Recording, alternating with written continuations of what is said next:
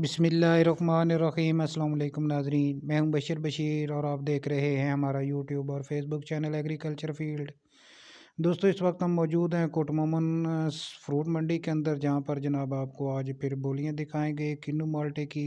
जैसा कि आप देख सकते हैं, इस वक्त बहुत ही ज़बरदस्त किस्म का जो किन्नू है वो आपको सामने नज़र आ रहा है।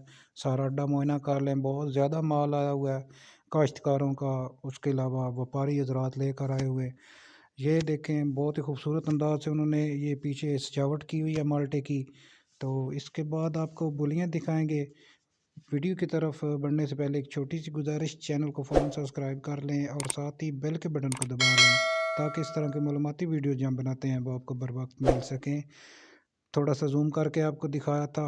बहुत ही आज खूबसूरत माल्टे हैं, मोटे माल्टे हैं। तकरीबन 48-60 की ये सामने उंडाइयाँ खड़ी हैं। आपको अब बोली की तरफ ले चलते हैं।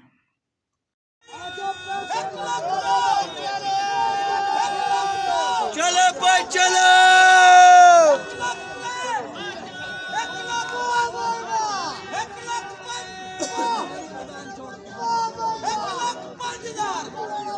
चलो भाई।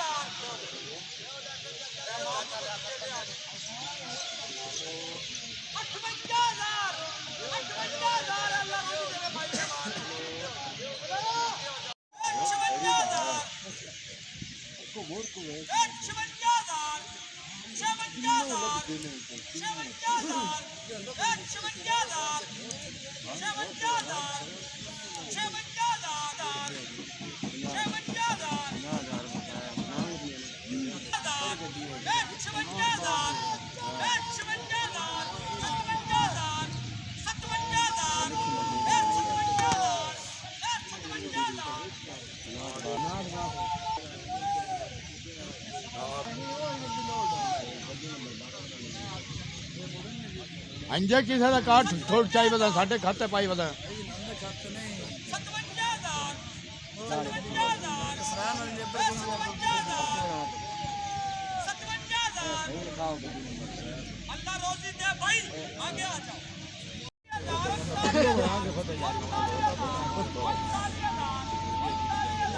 कौन सी गाड़ी का?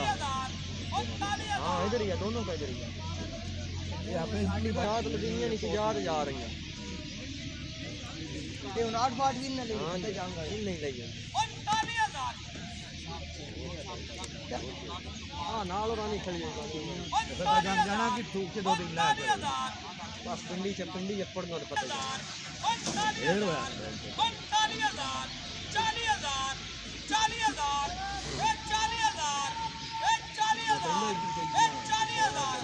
सर्दियों नाल पहला इंटरचेंज लै देना।